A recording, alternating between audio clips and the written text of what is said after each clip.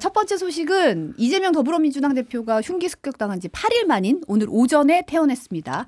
퇴원하는 모습 잠시 영상 보고 얘기 나눌게요. 우리 국민 여러분께서 살려주신 목숨이라 앞으로 남은 생도 오로지 국민들을 위해서만 살겠습니다. 모두가 놀란 이번 사건이 증오의 정치, 대결의 정치를 끝내고 서로 존중하고 상생하는 제대로 된 정치로 복원하는 이정표가 되기를 진심으로 소망합니다. 그리고 각별하게 우리 부산 시민 여러분, 그리고 생사가 갈리는 그 위급한 상황에서 적절하고도 신속한 응급조치로 제 목숨을 구해주신 부산의 소방, 경찰, 그리고 부산대 의료진 여러분께 각별한 감사의 말씀을 전합니다. 보면 이제 목에 네. 밴드 자국이 있고 말하는 속도나 이런 거로 봐서는 이제 말하는 게 아주 쉽지는 않은 것 같아 보이더라고요. 맞아요. 그리고 지금 이제 그 카메라를 통해 가지고, 그러니까 마이크 통해 가지고 들으셔가지고 좀 생생하게 잘 들렸는데, 그 현장에 가 있던 기자한테 얘기 들어보니까 목소리가 평소보다 많이 작았다고 하더라고요. 목소리가 작아서 좀 잘 안 들렸고, 저건 이제 마이크 통해서 들어가 좀 잘 들리시는 그런 상황이고요. 아, 네. 지금 이제 퇴원을 하기는 했는데 곧바로 당무 복귀하는 건 아니에요. 그러니까 네. 집으로 가서 이제 쉬면서 다시 이제 통원 치료를 계속 받을 거고요. 다만 이제 당무를 완전히 뭐 손을 놓거나 이런 건 아니고요. 제가 어제 들었을 때는 천준호 비서실장이 문자나 전화로 이렇게 당무 보고를 했다라고 하거든요. 대면 보고는 따로 안 하고요. 네. 그리고 이제 오늘도 그 권칠승 수석대변인이 하는 얘기는 지금도 제한적이긴 하지만 당무 의사결정을 하실 수가 있다. 그러니까 이제 회의에 공식적으로 나오진 않지만 그런 이제 의사결정 같은 것들은 다 할 걸로 그렇게 보이고요. 그리고 건강 상태에 대해서는 이제 화면을 보니까 꽤 이제 이전보다는 많이 괜찮아진 상태라고 하더라고요. 네. 상태로 보이기도 하고 그렇게 얘기도 하고 있는데 어제까지만 하더라도 이제 대면 보고는 안 했다라고 하거든요. 근데 이제는 이제 상태를 보니까 대면 보고도 가능할 것 같고, 그리고 오늘 확인을 해보니까 어제 저녁부터는 또 일반식으로 바꿨다라 그래요. 아, 죽만 먹다가 이제 네, 저녁부터는 어제 점심까지는 이제 병원에서 주는 죽을 먹었는데 어제 저녁에 일반식, 오늘 아침에 일반식 이렇게 하고 퇴원을 했다라고 합니다. 경찰이 보니까 이제 오늘 오전에 이제 그 습격한 피의자 김모 씨가 살인미수 혐의로 구속 송치됐더라고요. 네. 경찰이 오후에 이재명 대표 흉기 피습 사건 수사 결과도 발표하죠. 네, 최종적으로 발표를 하고 이제 검찰에 넘긴 거죠. 이제 검찰이 또 추가적으로 다시 한번 수사는 하게 될 겁니다. 근데 이미 혐의 같은 것들은 살인미수 혐의로 이제 다 알려져 있는 그런 상황이고요. 좀 주목을 많이 받았던 거는 두 가지였는데 네. 이 사람의 이제 신원 정보를 공개를 할 것이냐, 요거 여부였는데 요거는 이제 심의위원회에서 심의를 해봤는데 안 하기로 이렇게 결정을 내렸고 왜 안 하는지에 대해서는 공개적으로 설명은 안 했거든요. 네. 근데 내부에서 다수결 처리해가지고 했다라고 하니까 반대 의견이 많았을 걸로 보이고 통상적으로 기준은 이제 이 개인정보를 공개를 어쨌든 하는 거잖아요. 그래서 이 인격권이 침해가 되는데 그럼에도 불구하고 공익이 더 크냐 이걸 가지고 따지는 거거든요. 근데 심의위원회에서 어쨌든 최종적으로 이렇게 결과를 내렸으니까 아무래도 인격권 침해가 더 크다. 그러니까 공익이 더 작다라고 판단을 내린 걸로 그렇게 좀 해석은 됩니다. 그리고 또 하나 주목이 됐던 거는 역시 이제 당적이 무엇이냐 이거 공개하는 거였거든요. 당적이라는 게 사실은 이제 계속 그간에도 좀 많이 보도들이 됐어요. 그리고 저도 확인을 해봤는데 지난해 민주당에 입당한 건 맞고 그다음에 그 이전에 국민의힘 전신계열 정당에 있었던 것도 맞는데 다만 공식적으로 양당 모두 확인을 안 하고 있는 상황이거든요. 네. 그리고 이게 프로세스도 한번 말씀드렸던 것 같은데 중앙선거관리위원회는 이 당적에 대해서 정보를 가지고 있지 않다라고 말씀드렸잖아요. 네. 그래서 민주당이나 국민의힘 각자는 갖고 있는데 실제로 최종적으로는 종합한 내용은 경찰만 갖고 있는 상태죠. 왜냐하면 양당의 그 정보를 받은 상태니까요. 네. 그래서 이 종합적인 내용을 좀 밝혀달라고 민주당은 얘기를 하고 있는 건데 경찰이 이것도 최종적으로 공개를 안 하기로 했습니다. 근데 사실은 이제 비공개를 하겠다, 신상 정보를 비공개하지 않겠다라고 하면서도 왜 비공개로 하냐는 이유에 대해서는 사실 통상적으로는 얘기를 하는데 네. 그것도 비공개로 하는 바람에 이제 좀 약간 비판이 좀 나오기도 했어요. 맞아요. 이제 좀 몸조심을 너무 하는 게 아니냐 이런 지적들도 나오고 있고 그리고 공개를, 그러니까 이유에 대해서 공개를 하느냐 안 하느냐에 대해서는 이제 경찰 쪽에서는 뭐 그런 관례가 있을 뿐이지 원칙은 없다라는 이런 입장이거든요. 그러니까 이제 안 해도 뭐 상관은 없는 거다 이렇게 좀 입장을 얘기는 하고 있습니다. 네, 오늘 오후에 어떻게 이제 수사 결과 좀 지켜봐야겠네요. 그 더불어민주당 비명계 의원 모임이죠. 원칙과 상식이 오늘 오전에 탈당을 발표를 했어요. 사실은 네. 이제 이재명 대표가 좀 생각보다 더 빨리 당무에 복귀, 뭐 완전 복귀한 건 아니지만 어쨌든 퇴원을 하게 된 계기도 뭐 이런 당내 상황이 반영된 거 아니냐 이런 얘기도 좀 나오긴 하더라고요. 맞아요. 좀 탈당 이런 움직임이 워낙 강하고 그리고 이낙연 전 대표의 탈당도 내일로 지금 예고가 돼 있는 그렇죠. 상태잖아요. 네. 그러니까 이재명 대표가 조금 더 당무에 좀 빨리 복귀하려고 했다 이렇게 얘기들이 좀 들리고 있고요. 오늘 아침 상황이 그 나름대로 그 안에서 조금 복잡했어요. 네. 왜냐하면 이제 말씀해 주신 대로 윤영찬 의원이 안 나가겠다라고 잔류하기로 했잖아요. 네. 그러니까 이 과정들이 좀 그 굉장히 좀 숨가쁘게 움직인 것 같은데 왜냐하면 이 기자들한테는 오전 9시 20분에 그 기자회견문을 공유해 주기로 약속을 했었거든요. 9시 40분에 기자회견이었고 20분에 기자회견문을 맞아요. 공유하기로 20분 했군요. 전쯤에 네. 이제 공유를 해줘서 좀 준비를 할 수 있도록 그렇게 해주기로 한 거죠. 이렇게 좀 편의를 봐주는데 근데 20분이 돼도 기자회견문이 공유가 안 됐어요. 왜냐하면 그때 제 기억엔 한 10몇 분 정도에 9시 10몇 분 정도에 윤영찬 의원이 글을 올렸거든요. 아, SNS에. 네, 자기는 이제 잔류를 하겠다 이렇게 글을 올렸고 기자회견문이 그다음에 공유가 안 된 거죠. 그러니까 사실은 그 안에서도 미리 얘기가 된 것 같진 않아요. 그러니까 기자회견문이 공유 안 된 거는 더 내용도 들어봐야 되겠지만 사실은 아마 그 이름을 바꿨을 거거든요. 그러니까 3명이 원래는 4명이 탈당을 하는 건데 3명만으로 가야 되는 거잖아요. 편집을 해야 되는 수정이 물론 필요한 뭐 상황이 아주, 있을 수도 있죠. 그렇죠. 뭐 아주 복잡한 뭐 편집은 아니겠지만 그런 과정들을 거쳐야 돼서 조금 늦어진 게 아닌가 싶고요. 결국 이제 이런 과정 때문에 아무래도 원칙과 상식 4명이 탈당하려고 하다가 1명이 안 했기 때문에 조금 동력에는 상실을 받은 그런 상태이긴 합니다. 그래도 어쨌든 이제 3명의 현역 의원이 탈당을 하고 네. 삼지대로 합류를 하는 거잖아요. 이건 의미가 굉장히 큰데 일단은 기자회견문 내용 제가 이렇게 보니까 좀 요약을 해보면은요. 네. 일단은 4가지 이유를 들었어요. 탈당을 하고 더 이상으로 민주당으로는 안 되는 이유 4가지를 들었는데 일단 첫 번째가 민주당으로는 못 이긴다라는 겁니다. 그러니까 지금 이제 현재 상황에서 보면은 저희도 그런 내용을 한번 짚었던 것 같은데 윤석열 대통령에 대한 그 비판 여론, 정권 심판론은 굉장히 높은데 민주당으로 그 지지율이 이어지지는 않는 그런 여론조사의 흐름들이 있잖아요. 네. 그러니까 윤석열 대통령의 정권 심판론 높은데 사실 어떤 지지율, 어떤 여론조사를 보면은 오히려 민주당이 국민의힘보다 낮기도 하고 뭐 엎치락뒤치락 하기도 하고 이런 상황이거든요. 그러니까 그대로 반영이 안 된다라고 하는 거죠. 그래서 이게 일종의 디커플링 현상이 있는 거다 이렇게 얘기를 했던 적이 있었는데 이게 지금 이런 점들을 좀 들면서 결국에는 그 민주당으로 이어지지 않는다라는 거는 민주당으로 정권 심판을 못할 것이다. 그런 한계가 있다라고 첫 번째 지적을 했고요. 네. 두 번째로는 이제 선거제에 대해서 이재명 대표의 태도를 보고 절망을 했다라는 거예요. 그러니까 이재명 대표가 뭐 여러 가지 언급을 한 바가 있었잖아요. 그러니까 대선 공약이기도 했었고 그런데 그 다음에 이제 멋지게 지면 무슨 소용이냐 이런 표현들을 했었고요. 그러니까 요거는 이제 약속을 뒤집는 거기 때문에 정치적 신의가 바닥난 거다. 이 부분에 대해서 절망했다 이렇게 표현을 했고요.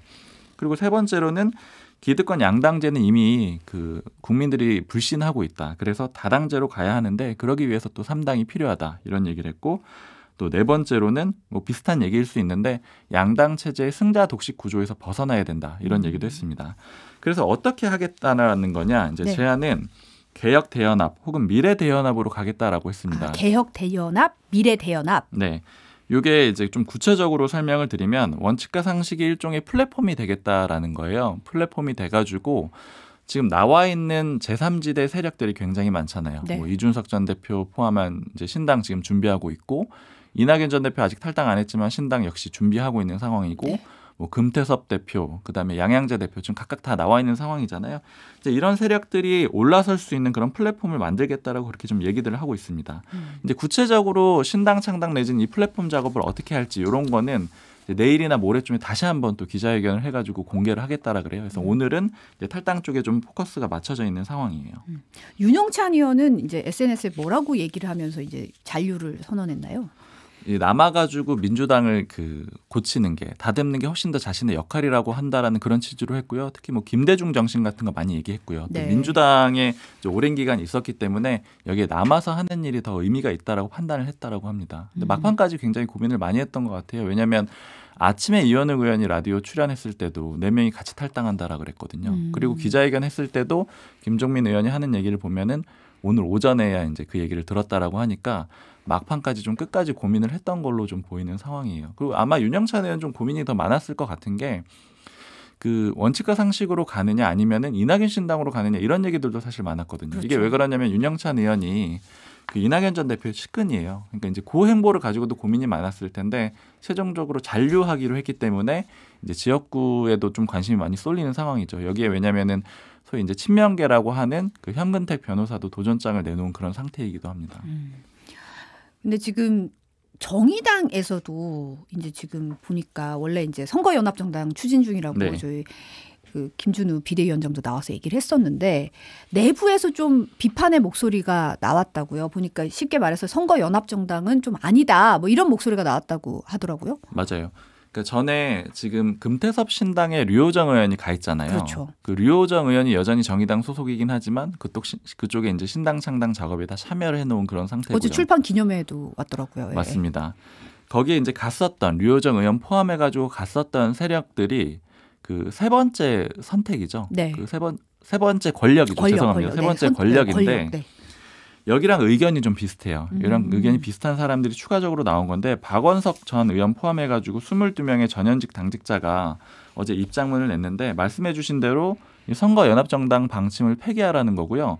제3지대 대한정당으로 가자 이렇게 얘기를 하고 있는 겁니다. 그러니까 지금 김준우 위원장 비롯해가지고 정의당 지도부에서 하는 얘기는 진보정당 계열하고 연합해가지고 선거를 치르겠다라는 거예요. 근데 이 사람들의 주장은 그러니까 박원석 전 의원들 포함해가지고 이 사람들의 주장은 더 넓게 가자라는 거죠. 예를 들어 뭐 금태섭 신당, 양양자 신당 그리고 더 넓게 보면 이준석 전 대표 신당 아니면 이낙연 전 대표 신당까지 같이 갈 수 있다라는 그런 입장이거든요. 그러니까 3지대로 좀 넓혀서 가자라는 그런 입장을 내놓은 겁니다.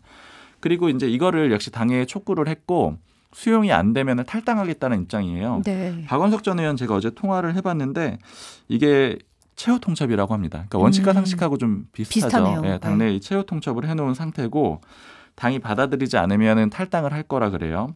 근데 본인들의 입장은 빅텐트로 가야 된다라는 입장이랍니다. 그래서 향후에 어디로 갈지는 아직 이제 프로세스 같은 것들은 밟아봐야 되는데 지금 이제 제가 취재를 해보고 얘기를 들어보기로는 일단은 원칙과 상식 아니면 이낙연 신당 이런 쪽에 좀 무게가 실려 있어요. 왜냐하면 정의당에서 바로 이준석 전 대표 쪽으로 넘어가는 건 아니고 야권 내의 신당 쪽으로 좀 합친 다음에 그다음에 움직일 걸로 보이고 그리고 박원석 전 의원 얘기도 직접 창당을 좀 하는 거는 좀 실무적으로 어려운 일들도 있을 것 같고 해가지고 이제 다른 쪽이 이제 창당하는 과정에 논의에 좀 낀다라거나 뭐 이런 것들을 고민을 하고 있다라 그래요. 그러면 창당할 수 있는 곳들이 지금 예를 들어 원칙과 상식이 자체적으로 한다라고 하면 한 군데가 있고 이낙연 전 대표 신당도 아직 출범은 안 했잖아요. 그러니까 이런 곳들에 미리미리 이제 논의를 하면서 가는 과정이 있을 것 같아요. 근데 이게 특히 금태섭 신당 여기가 새로운 선택이죠. 이게 이름이 좀 헷갈리는데 네, 새로운 선택인데 이제 권력이 있었고 세 번째 권력이 있고 네. 이제 새로운 선택이 있고 맞아요. 네. 세 번째 권력이 새로운 선택으로 들어간 건데 여기로는 바로 안 갈 것 같아요. 이게 왜 그러냐면 제가 아까 이 얘기들이 세 번째 권력하고 좀 비슷하다라고 말씀드렸잖아요. 네. 근데 세 번째 권력도 마찬가지 얘기였거든요. 선거연합정당 이런 걸로는 실효성이 없다.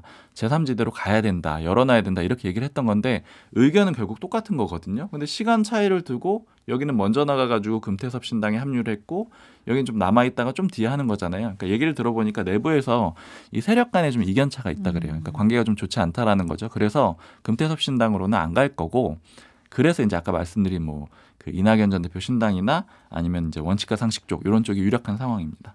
어떻게 보면 근데 진보당도 처음에 얘기할 때 이 플랫폼을 얘기했거든요. 네. 플랫폼을 통해서 이제 진보나 이런 연합에 대해서 얘기를 했는데 어떻게 될지 좀 봐야 되는데 사실은 이 제3지대 빅텐트 범위가 어마어마하게 넓어졌어요. 지금 상황을 보면 네. 여러 가지 시나리오들이 나오고 있는데 현 상황에서 좀 어떤 그림을 좀 그려본다면 어떻게 보세요? 이제 시나리오 수준이긴 하지만 여러 가지 얘기들이 나오고 있어요. 그거 좀 전해드리면은 일단은 공감대는 있는 것 같아요. 다 합쳐야 된다. 그러니까 다 합치지 다 합쳐야 않으면은 된다. 다 합치지 않으면 못 이긴다. 못 이긴다라기보다 이제 이기는 유효한 성적을 낼 수가 없다. 이런 공감대는 다 갖춰져 있는 상황이고요. 대신 그런 그 기조가 조금 더 강한 거는 이낙연 전 대표 비롯해 가지고 나머지 쪽, 그러니까 이낙연 전 대표 신당, 원칙과 상식, 그리고 금태섭 신당 이런 데는 강하게 이제 다 합쳐야 된다는 의견이 강해요. 그러니까 특히 이준석 전 대표도 같이 해야 된다 이런 얘기인 거고, 이준석 전 대표는 양양자 대표 신당에 대해서는 의지가 좀 강해요. 네. 어제 거의 뭐 확정적으로 얘기를 했거든요. 우린 이미 뭐 동지다 뭐 이런 식으로 얘기를 했는데 그쪽에는 손 내민 게 명확한데 이낙연 전 대표 쪽은 물론 여론은 났는데 아주 그렇게 막 강하게 러브콜하는 그런 정도는 아니거든요. 그러니까 살짝 온도차는 있어요. 그럼에도 불구하고 다 같이 가야지 어느 정도 좀 유효한 성적을 낼 거다 이런 분위기는 있습니다. 네. 그래서 이제 어떻게 다 같이 갈 수가 있느냐? 왜냐하면 제일 크게 이제 그 문제가 되는 거는 비판을 받을 소지가 있는 거는 이준석 전 대표하고 이낙연 전 대표가 왜 같이 하느냐 이런 거 아니에요. 그러니까 가치가 뭐가 그 서로 공유를 할 뭘 수가 하고 있느냐. 싶어서 이제 모였냐 네, 했을 어떤 때. 명분이 있느냐 이제 이런 것들인데 요거에 대해서 이제 플랫폼 얘기들이 좀 나와요. 이게 원칙과 상식이 아까 얘기한 거기도 한데 일단 사람 이름을 다 빼고 어떤 가치를 하나 먼저 내세우자라는 거죠. 이제 그 가치가 무엇이 될지는 아직 모르겠지만 그런 가치를 하나 내세워 뭐 대표적으로 이런 것들을 예로 들긴 해요. 당내 민주주의 회복이라든가 그러니까 정치 회복 같은 걸 예로 들 수 있겠죠. 그런 것들을 가치로 먼저 내세우고 그 아래 뭐 빨간색이든 파란색이든 다 모이자 이렇게 뭐 관계자가 표현을 하더라고요. 그러니까 이제 그 가치를 먼저 만들어 놓으면 그 아래 이준석, 이낙연 뭐 이런 모든 사람들이 다 뭉쳐가지고 할 수 있는 그런 형태가 갈 수 있지 않겠냐 이게 한 가지가 있고 두 번째는 그렇게 하는 건 좀 현실적으로 어렵고 차라리 실리를 추구하는 쪽으로 좀 내세우자. 아, 실리를 네, 추구하자. 그러니까 명분으로만 하면 안 되니까 실리로 총선에서 그 예를 들자면은 뭐 교섭단체 이상, 그러니까 20석 이상이 되겠죠. 그런 정도의 의석을 국민들한테 달라고 얘기를 하고 왜냐하면은 거대 양당이 너무 잘못하고 있으니까 견제를 할 세력이 필요하지 않느냐. 그 의석을 저희한테 달라라고 하면서 이준석 전 대표, 이낙연 전 대표 두 사람이 연합해가지고 선거를 치르는 방식으로 가자라는 거죠. 그래서 이 둘이서 어떤 뭐 가치를 논쟁하고 이렇게 되면 분명히 싸우고 이럴 가능성이 높으니까 협의가 안 될 가능성이 높으니까 각자 쪼개가지고 영남권은 이준석 전 대표가 공천을 하고 예를 들면은요. 그러니까 뭐 호남권은 이낙연 전 대표 쪽에서 공천을 하고 수도권은 뭐 나눠서 하고 이렇게 해가지고 전략적으로 제휴를 하는 그런 그림이 맞지 않겠느냐 이런 얘기들이 있고요. 지금 좀 중요하게 봐야 되는 건 원칙과 상식 굉장히 몸값이 높을 수밖에 없어요. 왜냐하면 지금 현역 의원 중에서 제3지대로 나온 쪽은 여기밖에 없거든요. 아, 그러네요. 네, 지금 뭐 굉장히 이제 3당 움직임이 활발하긴 했지만 실제로 현역 의원이 움직인 적은 없었고 현역 의원이 왜 중요하냐면 뭐 여러 번 말씀드렸지만 그 총선을 치를 때 기호가 중요하거든요. 네. 그러니까 정의당이 지금 6석으로 3번을 받고 있는데 여기보다 앞에 가는 게 목적이란 말이에요. 1번, 2번 받기는 현실적으로 어려운 거고요. 그렇죠. 네. 그러면 이제 이 세 명은 굉장히 중요한 거죠. 이준석 전 대표 입장에서도 중요하고 모든 사람들 입장에서 중요하기 때문에 어디로 가느냐 이것도 중요하고요. 그리고 결국에는 이준석 전 대표, 이낙연 전 대표가 일종의 그 주도권 싸움을 할 수밖에 없는 상황이거든요. 그래서 향후에 이제 각자 신당을 출범하게 될 가능성이 높은데 그 다음 단계에 이제 합치거나 이렇게 되겠죠. 근데 요때 여론조사에서 어느 쪽 신당이 좀 지지율이 높으냐, 그러니까 이런 것도 좀 관건이 될 겁니다. 관전 포인트가 되겠네요. 네, 네. 그걸 가지고 주도권 싸움은 좀 이뤄질 거예요. 네. 또 이제 정성호 의원이 국회 본회의에서 이제 당시 입원 중이던 이제 이재명 대표와 주고받은 문자 이 대화가 언론사 카메라에 포착되면서 논란이 됐어요. 네. 현근택 민주연구원 부원장의 그 성희롱 발언과 관련된 내용이었는데 어떤 상황이었어요? 일단은 그 현근택 부원장 그 논란부터 간단하게 말씀드리면 네. 작년 말에 송년회가 있었대요. 그래서 모 지역 그 출마 예정자 후보죠. 후보 A 씨하고 그 후보 A 씨를 수행하는 수행비서 B 씨 이렇게 네. 두 사람 이제 같이 이제 그 사람들 더 포함해서 더 많은 사람들이 있었는데 이렇게 송년회를 했는데 여기서 이제 B 씨한테 수행비서한테 그 후보하고 부부냐 이제 같이 사느냐 뭐 이런 등의 발언을 했다라고 B 씨가 주장을 하고 있습니다. 근데 현근택 부원장은 요 내용에 대해서는 인정은 안 하고 있어요. 입장문을 어제 냈는데 술자리가 있었던 건 맞고 그런 얘기를 하진 않았다. 그런 얘기를 하지 않았고 다른 사람들한테 자기가 물어봤을 때도 그런 얘기를 들은 사람이 없다라고 한다. 다만 B 씨의 마음이 상했다라면은 이제 화가 풀릴 때까지 사과를 드리고 싶다. 이런 입장을 내놔서 일단은 이제 의견은 다른 상황이에요. 그러니까 주장은 서로 다른 상황이고요. 네. 근데 이런 상황에서 말씀해 주신 대로 어제 정성호 의원 휴대폰이 찍혔는데 이재명 대표한테 문자를 보낸 거죠. 이제 어떤 내용이었냐면은 이제 현근택 그 부원장에 대해서 이제 좀 징계를 해야 된다라는 그런 취지였고 어느 정도로 할까요? 이 부분이 찍혔어요. 이재명 대표가 보낸 문자고 네. 정성호 의원은 당원 자격 정지는 돼야 되지 않을까요? 공간이 컷오프 대상 이렇게 답을 합니다. 네. 그랬더니 이재명 대표가 너무 심한 거 아닐까요? 이렇게 되물었고요. 그랬더니 정성호 의원이 그러면 경고, 그러니까 엄중 경고로 가야 되는데 큰 의미는 없습니다. 이렇게 답변을 해요. 그러니까 요 내용까지 찍혔던 거고 네. 정성호 의원한테 전화해서 물어봤거든요. 이제 사진이 나왔길래 이거 어떻게 된 거냐 이렇게 물어봤더니 본인이 먼저 문자를 보냈다라고 합니다. 아, 먼저? 네, 먼저 문자를 보냈고, 그러니까 찍힌 거는 이재명 대표가 보낸 것부터 찍혔거든요. 근데 그 정성호 의원이 먼저 보냈다라는 거고 이런 취지로 얘기를 했다 그래요. 현근택 사건이 잘못하면은 좀 커질 수가 있으니까 선제적으로 당에서 조치하는 게 필요하지 않겠느냐 이렇게 먼저 의견을 보냈고 그랬더니 이재명 대표가 보낸 그 문자가 왔다라는 겁니다. 그리고 그 끝은 딱 거기에서 끝났다 그래요. 찍힌 거기서 끝났다라고 합니다. 그리고 정성호 의원이 좀 강조한 게 있는데 이게 뭐 비선에서 논의를 한 게 아니고 그냥 자기는 의견을 쭉 전달했다라 그래요. 그러니까 사무총장한테도 했고 사무부총장한테도 했고 대표한테도 의견을 전달했다라고 합니다. 그러니까 이런 의견을 전달한 거지 뭐 비선은 아니었다 이렇게 주장을 하고 있는데 다만 비명계 쪽에서는 어떻게 이제 대표하고 측근 일부가 이렇게 공식 프로세스가 아니라 이렇게 징계 절차를 논의할 수가 있느냐 이렇게 비판을 하고 있는 그런 상황이 있습니다. 그리고 국민의힘에서는 사실 이제 박은식 비상대책위원이 100번 김구 선생에 대해서 이제 폭탄 던지던 분이 국제전세와 나라 돌아가는 시스템에 대해서 잘 알까 이렇게 SNS에 올렸던 사실이 알려져가지고 좀 논란이 되고 있더라고요. 네, 과거에 올렸더라고요. 2021년에 자기 페이스북에 올렸는데 일단 취지는 이승만 전 대통령에 대해서 뭐 칭찬하는 옹호하는 그런 내용을 하다가 이런 얘기들이 나온 거예요. 이제 뭐라고 썼냐면은 먼저 이승만 전 대통령에 대해서 하는 얘기인데 막장 국가 조선시대랑 식민지를 이제 막 벗어난 나라의 첫 지도자가 이 정도면 잘한 거 아니냐. 그러니까 이승만 전 대통령 칭찬을 하는 내용인 거죠. 네. 이승만이 싫다면 대안이 누가 있느냐 이렇게도 적었고요. 근데 그런 다음에 김구 이렇게 물음표를 하고 그러니까 대안이 김구 선생이냐 이렇게 하면서 폭탄 던지는 분이 국제정사와 나라 돌아가는 시스템에 대해서 잘 알까? 여운형 암살에 김구가 관련되어 있다는 건 들어봤느냐 이런 식으로 글을 적었습니다. 네. 그러다 보니까 또 논란이 됐고요. 민주당에서는 비판하는 서면 브리핑도 냈는데 그 이승만 전 대통령 건국에 이제 국부로 칭송하려고 김구 선생을 테러리스트로 매도한 건 용납할 수가 없다. 그리고 여기에 더해가지고 지금 비대위원이잖아요. 네. 한동훈 비대위원장도 이런 역사관에 동의하느냐 이렇게 묻기도 했습니다. 네, 오늘 온유화는 여기까지 듣겠습니다. 경향신문 박순봉 기자 감사합니다. 감사합니다.